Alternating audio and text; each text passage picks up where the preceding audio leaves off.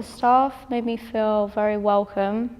They were very friendly, informative, very welcoming. My first impressions of the gallery were that when you look at it from the outside it looked quite small, but when you went in it was really big and open, and the gardens were very neat and tidy. I thought the staff in the gallery were quite professional, but we didn't think they were very used to talking to teenagers. We prefer when the people on the door don't patronise you and leave you to get on with it, whilst being approachable to ask questions. The visitor's guide is very detailed with lots of information laid out in the order you are most likely to go around the museum in. The museum was quite easy to find your way around. However, for young teens and children, it is quite easy to get lost.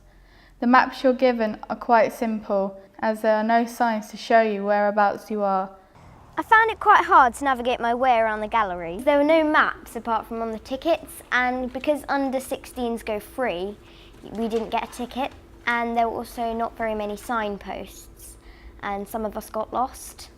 So I think there should be more signposts and they should have more maps. We would like there to be a wall map on every floor so you do not have to keep walking around to find the same one.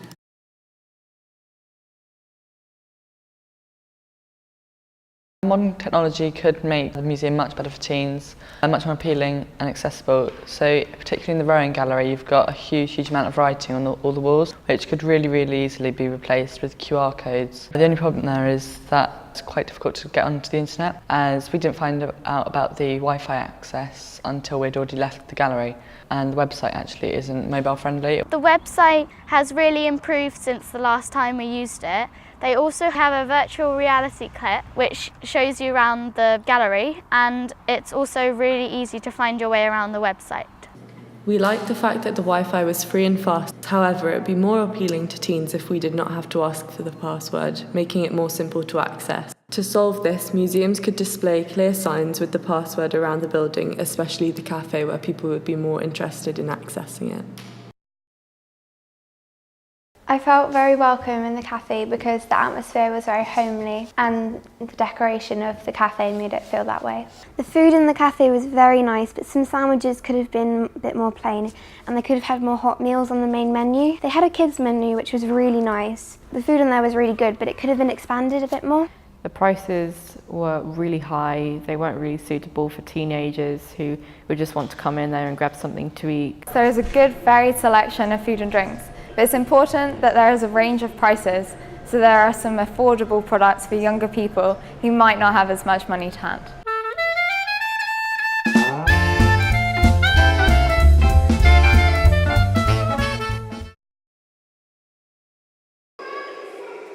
They had beanbags in the Egyptian area, and it was just very comfortable in there. We liked the fact that the building was so light and spacious. We thought that to appeal to teenagers, the educational studio could be used as a chill-out zone, with beanbags and a TV, showing things related to the current exhibition. This would both be a good use of space and attract more teenagers to the museum. I think there should be more seating in the gallery because there wasn't many places to sit down. There was actually quite a few people smoking near the dinner tables. Some people really don't like that. They could make that so you could smoke somewhere else. We love to browse the unique crafts on display in the shop. However, smaller souvenirs, particularly stationery, keyrings and postcards, are more appealing and affordable for people of our age. I thought the kids section in the shop was quite small, but the stuff they had there was very good, but they might need to think about expanding it. I think the shop was great. It had a variety of things for different age groups. Although it was lacking on things for teenagers, I would want more souvenirs like magnets and things like that. Some of the things in there were quite expensive, so I think they should be at like a £5 price, like pocket money for children and teenagers. I think we could connect teenagers to the paintings by writing short paragraphs next to each painting to explain what it is and make it a simple explanation and not too long so that we'll actually read the whole of it. Audio is a good way to communicate with teenagers instead of written information. I think the audio guide that they had was too long. It could have definitely been cut down into shorter sections. The last time we came here, they had a book which contained information about most of the paintings. But this time they had little boards next to the paintings and they explained the paintings in loads of detail, so that was really useful if we wanted to find out some information. A lot of the paintings were about Greek mythology, and if someone were to really be interested in the paintings and someone told them, oh, this painting is about Aphrodite, they might not understand who Aphrodite was, so we thought that they could include background information. Sometimes we feel that there is no middle ground to attract teenagers to the gallery or museum. The building trail is a great idea to encourage younger children to explore the gallery or museum. The walking story is aimed more for older visitors as there is a lot of information, but for teenagers, what is there for us? But we loved how the information was creatively placed to make it more interactive. The museum is very interactive.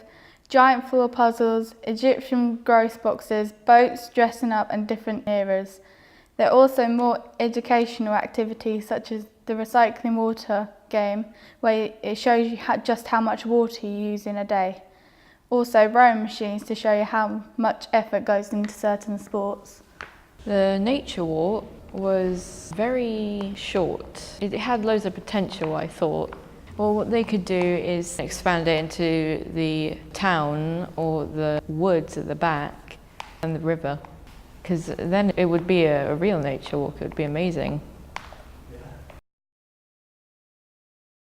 My favourite part of the museum is the Wind and the Willows exhibition.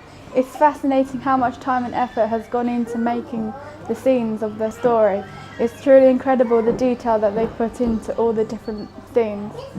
What I found really nice at the museum was that they had a pottery workshop. This was really nice as it enabled children to have somewhere where they could talk, and they had a wall where you could put up their pictures, and also it helped connect them more with the art as they could make it and watch how it was made. There's a really great amount of content in the museum. There's enough for repeat visits to get back to the museum, and especially with the returning and the new exhibitions that they have, such as the Egyptian one. My favourite gallery was the modern gallery above the shop. I really enjoyed it because it was really light and atmospheric, and it had a really interesting display on. And what I think makes it really appealing to the gallery is that it changes every so often, so it doesn't always have the same thing. I really liked the sculpture gallery below the main gallery because it was also really light, and by each sculpture had a bit of information and a picture of it being made. There was a little opinions book which was really useful because as a young person I really like to express my opinions and my thoughts on different things that I try. So I thought that really helped younger people to connect with the museum.